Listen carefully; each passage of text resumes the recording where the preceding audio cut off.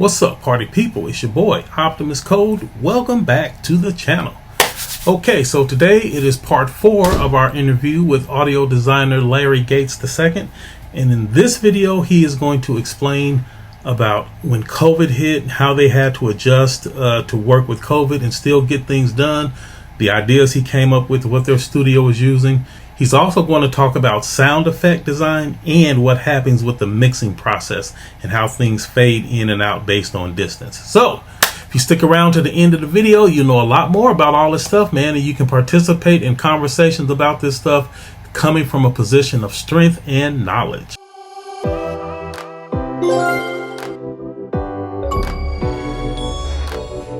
So if you're enjoying the videos and you're liking the content so far, go ahead and leave your boy a like. Go ahead and subscribe. You know, all that good stuff, man. We appreciate the feedback and the interaction from the community.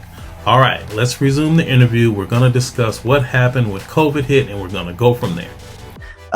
And so COVID hit. I was actually out there. I spent the first 2 weeks of March 2020 in LA, and oh man, and Lens was out there because I was over there. Oh, well, that worked out well. Well, yeah, because it was a 2-week trip, I flew her out and we went to do some Galaxy's Edge stuff at Disney while we were out there. Okay. And which was fun, but news was starting to okay, it's off the cruise ship now. It may be headed to the U.S. I remember that.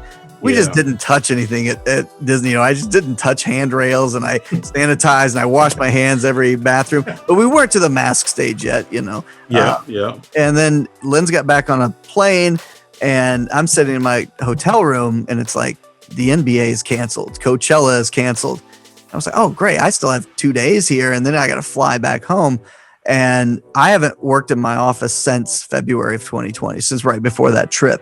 So when I got home, I just set up in the studio here at the house. And I thought, how are we going to do this? Because I was one of those people that as soon as I had the facts presented to me about this pandemic, I knew that it was going to be a long haul. And you know, there are other people who thought, can you believe it? We're working from home for 3 weeks. And I was like, hey, strap in, because this is what life's going to look like. And, right. This 3 weeks might be a little crazy. Right. Longer than you think. Yes. And so I started to figure out, how are we going to do this? I'm not going to be on a plane, and actors aren't going to go to the studio. And so I did some exploring, and I found a product called IPDTL. DTL stands for down the line. It was developed by some cats in London for radio call-in shows. So if I'm a radio host and I want to bring you in, typically, you know, it sounds like you're on a phone and it's that terrible. They figured out a way to utilize everybody's local mics all on the same system. And so I could send you a link to a website, and all you do is log in and point towards your audio interface. Then whatever you're saying in your mic travels through that browser back to me, and I could print it in Pro Tools. And really? So we started recording the actors from their home to mine last spring. No way. Right, because most of them were equipped. You know, they do auditions and audiobooks and some smaller gigs at home. They don't always go to big studios. They often do, but most of them had, and as long as they had a decent mic and a decent interface, good set of headphones. So we worked around garbage day and people mowing the lawns outside. Wow. One actor has a 10-month-old, so we would have to stop to go feed the kid to come back and do it again. You know, dogs barking, everything. So we just dealt with it because that was life, you know. But we had some stuff we had to get recorded, and so we figured that out. But now a lot of actors are willing to go back in the studio. Right now, and Warner in particular has very, very strict protocols. You know, you've got a temperature, and you can't be. It's just the engineer on one side of the glass and you on the other side of the glass. Bring your own headphones, and there's no water. You bring your own water bottle and headphones. Everything gets wiped down, and and that to me is number one priority, is keeping everybody safe. Yeah, it's not worth it to get sick over a video game. But with people getting shots in their arms and this protocol, we're able to do it. And maybe I'll end up on a plane before the year's over. We'll see with the protocol. But it's actually easier for me to sit here You should see me. I have 3 screens, 2 different machines, 3 screens, and I'm on Skype and Zoom and Microsoft Teams with 2 copies of Excel running.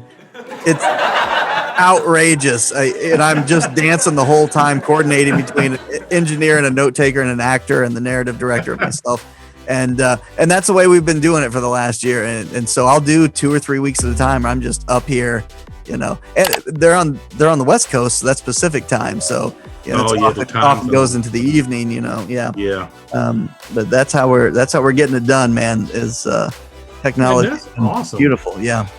And like, I'm not gonna lie, you do make it sound glamorous. Like, man, that sounds like a lot of fun. Like, this dude living the life, man. I'm not gonna lie. Yeah. I mean, I had to mention the grind of it, but I count my blessings every time I'm hitting the record button, whether that's music or sound effects or voiceover. Yeah. All right, cool. So we're almost done because we did hit a couple of these, so only got a couple of them left. Right. So Larry, the one about sound effects. So you said you do voice and music, so I'm assuming then that you don't really touch the sound effects though. I do sometimes as needed, and as the voice role has grown, that has definitely shrunk. But when I first got there, I was the temp guy shoveling voice. I asked some of that team, do you guys go out and field record at all? Field recording is taking a microphone out in the world and capturing something. And they said, nah, not really. And I thought that was a shame. So I made it a point, and I don't know how long I did this, but every Monday, Wednesday, and Friday, I would take the field kit out and record anything. The train, the barista, the espresso machine, a haircut, went to the vintage store and just scraped the hangers across the rack, anything. And I grew Volition's homegrown sound effects library tenfold. I mean, I just made it massive. Wow. And just with so I did a lot of that. And I've done it for theater and for film. I don't get to do that often. When something specific is needed, someone needed the sound of like a melon destruction, and so I got some oatmeal and a banana and was just up in a microphone, and so I love to do stuff like that. Or Foley, just the movement. You get a backpack and you put it full of some stuff and put a few metal pieces on it and shake it. Makes great like soldier Foley. It just sounds like gear moving, Yeah. I love to do that. And so we get our sound effects through a couple different avenues. So you could go out and try to capture something and edit it and to process it. There are a million sound libraries. Some of them are very expensive, but some of them are excellent. And we have a massive library there, as well as the homegrown stuff. Or you can kind of combine those columns and see where it gets you. Take the footsteps that we did out in the leaves and combine it with something from the library and then compress the hell out of it. What does that sound like? You made something new. So it comes in all those forms. It's either homegrown or bought or a combination of the two. Okay. Yeah. Well, then the last couple of questions, and you sort of answered it because you mentioned the tools that you guys use. It was called Wise, you said? Yeah, correct. And so once you're done with your part, it goes into Wise, and then the programmers take it from there. Is there any more? Is that loop closed then, or do they circle back around to you for more stuff? Like, what happens when you think you're done? Right. So we still have literally most of the rest of the team, not myself because I spend so much time in voice and music, but the rest of the audio designers do have a heavy hand in what happens script side. We're into visual scripting now, so you just have blocks and nodes and bools and things tying them together in a flowchart format, right? Okay. So it's not hard for us to get in there and say, post an audio event right here. When this happens, we want something, that's how we do that interactive music. That's how we leverage. Mm-hmm. All right, the fight has begun, so let's begin that music. So there's still a little bit on the audio side. Our programmers typically work with the tools that would then marry the script and the middleware.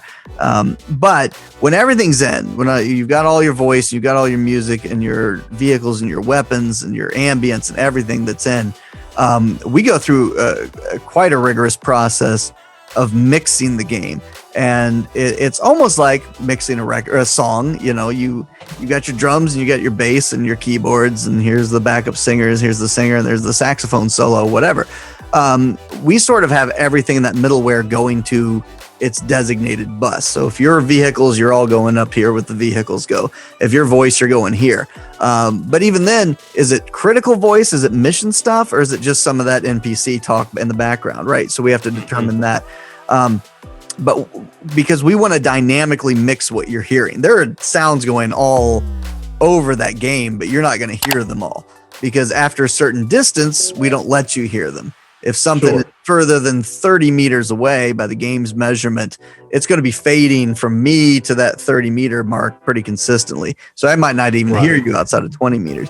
Because if everything that made a noise was making a noise all the time, it would be overwhelming. So you limit things. I remember in Saints Row 4, you would get these hot spots where aliens would drop down, and there'd be 50 aliens just lighting your ass up at any given time. But you don't need to hear 50 alien guns.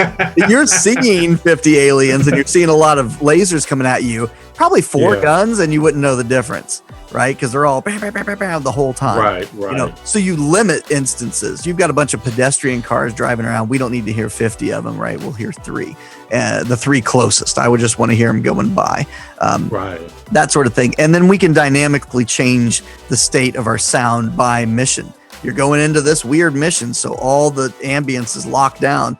You know, at the end of Agents of Mayhem, a spoiler, a madman tries to create an alternate universe and some weird happens. And, you know, we had to change the whole sound of that game because it was a, whirlwind and there's a black hole opening up in the sky, and it's just your nature park ambience with the birds isn't going to fly anymore. So we had to say at that mission, switch the whole game plan. You know, that's how you dynamically mix things. We also do a thing called ducking, which is used in music too. A lot of times when a lead vocal comes in, it might turn either down in volume or just carve out some frequencies of things that would compete with it. If guitars and keyboards are right where my voice is, maybe every time I sing, those things get carved down a little bit to make room for me. We do the same. So every time a critical voice line is triggered, I'm saying something important, whether in the mission or the cinematics, then all these other things will get dynamically turned down a little bit and very smoothly resume so that the ear doesn't really catch it, right? You're just making room for things, get them to pop. And so that process, on Agents of Mayhem, that process took a full month. We were working 80, 90-hour weeks for a solid month, going through the game and setting all those parameters to get it to dynamically breathe the way we wanted it to. And then the other two things are bug fixing. Got to get through all the bugs, man, as many tickets as you can, and decide what you can live with, because any piece of art is never finished. It's just abandoned. You have to get it out the door. And just what we polish, just cleaning things up a little bit. That sound we put on that UFO 2.5 years ago, it kind of sucks now. Let's just revisit that. Just try to clean up as many things as you can and tidy it up on its way out the door. Okay, quiz time. Hopefully y'all was paying attention and can pass the quiz.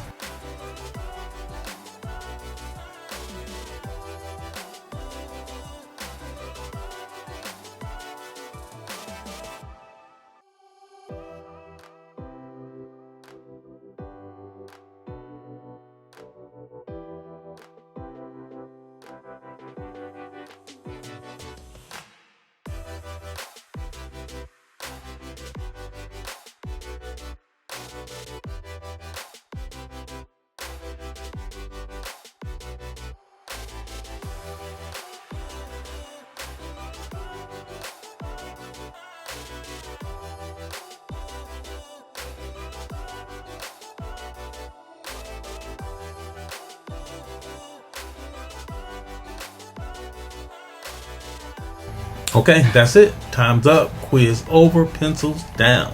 How did y'all do? Hey, I hope y'all learned a lot in the video. As normal, that's my goal, to teach, to help people understand things that they didn't know before, to think about things in a different way that maybe they hadn't thought about them previously.